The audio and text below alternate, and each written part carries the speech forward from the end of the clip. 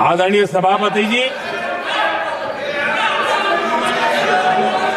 इतना ही नहीं, बाबा साहब आंबेडकर जिनके प्रति आज सम्मान का भाव सब कोई अनुभव कर रहा है, और हम लोगों के लिए तो बहुत विशेष है, क्योंकि हम लोगों के लिए तो जीवन में बहुत बड़ी जो कुछ भी रास्ते मिले ना, वहीं से मिले हैं। आदरणीय सभापति जी, बाबा साहब आंबेडकर, इनके प्रति भी इनके मन में कितनी कटुता भरी थी, कितना द्वेष भरा था। मैं आज उसके डिटेल में जाना नहीं चाहता हूं, लेकिन जब अटल जी की सरकार थी, तब बाबा साहब आंबेडकर, उनका जो महापरिनिर्वाण भूमि है, वहां पर अलीपुर रोड पर अटल जी की सरकार में बाबा साहब आंबेडकर जी के स्मृति में एक स्मारक बनाना तय हुआ। अटल जी के समय यह नहीं हुआ। दुर्भाग्य देखिए, 10 वर्ष यूपीए की सरकार रही, उसने इस काम को नहीं किया, न होने दिया। बाबा साहब आंबेडकर का जब हमारी सरकार आई, बाबा साहब आंबेडकर के प्रति हमारा श्रद्धा होने के कारण हमने अलीपुर रोड पर बाबा साहब मेमोरियल बनाया और उसका काम किया।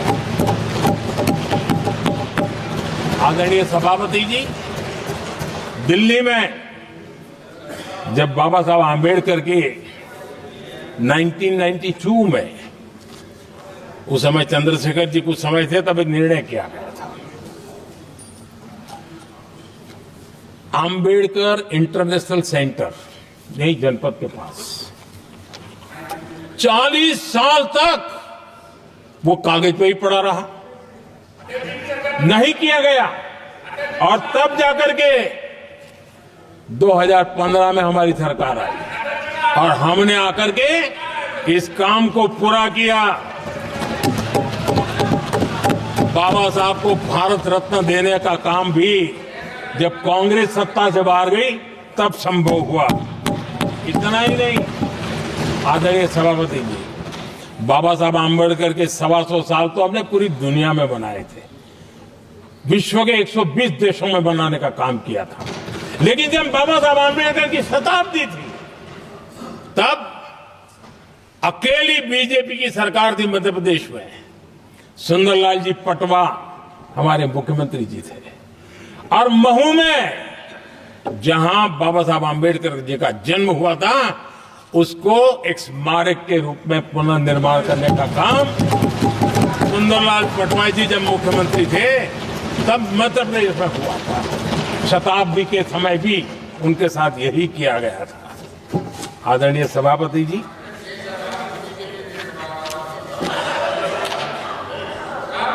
हमारे देश में बाबा साहब आंबेडकर एक दीर्घदृष्टा थे। समाज के दबे कुचले लोगों को मुख्य धारा में लाने के लिए वो प्रतिबद्ध थे, और एक लंबे सोच के साथ भारत को अगर विकसित होना है तो भारत का कोई अंग दुर्बल नहीं रहना चाहिए, ये चिंता बाबा साहब को सताती थी।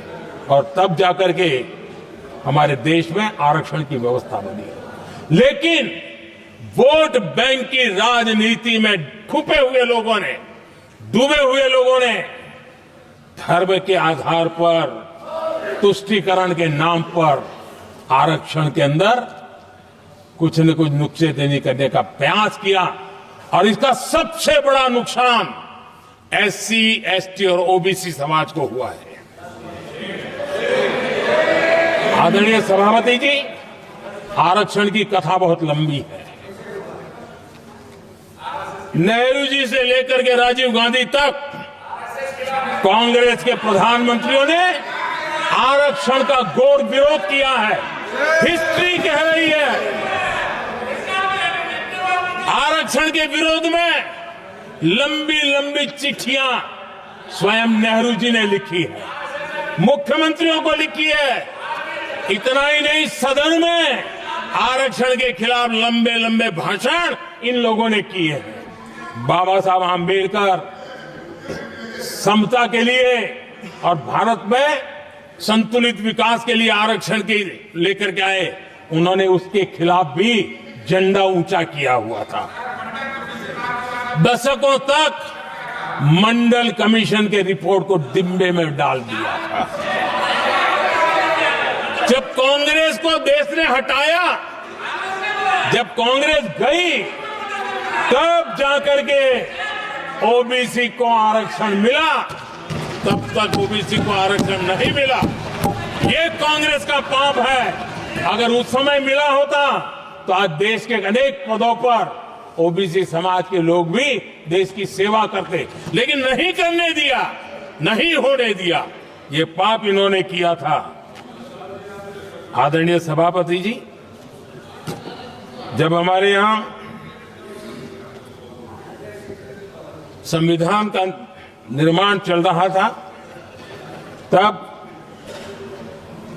संविधान निर्माताओं ने धर्म के आधार पर आरक्षण होना चाहिए कि नहीं होना चाहिए, इस विषय पर घंटों तक, दिनों तक गहन चर्चा की है, विचार विमर्श किया है और सबका मत बना है कि भारत जैसे देश की एकता और अखंडता के लिए धर्म के, संप्रदाय के आधार पर आरक्षण नहीं हो सकता है। सुविचारित मत था, ऐसा नहीं कि भूल गए थे, रह गया था। सोच विचार कर तय किया गया था कि भारत की एकता और अखंडता के लिए संप्रदाय और धर्म के आधार पर यह नहीं होगा। लेकिन कांग्रेस ने सत्ता सुख के लिए, सत्ता भूख के लिए, अपनी वोट बैंक को खुश करने के लिए धर्म के आधार पर आरक्षण का नया खेल खेला है, जो संविधान की भावना के खिलाफ है। इतना ही नहीं, दे भी दिया कुछ जगह पे और सुप्रीम कोर्ट से झटके लग रहे हैं। और इसलिए अब दूसरे बहाने से बहाना बता रहे हैं, ये करेंगे, वो करेंगे।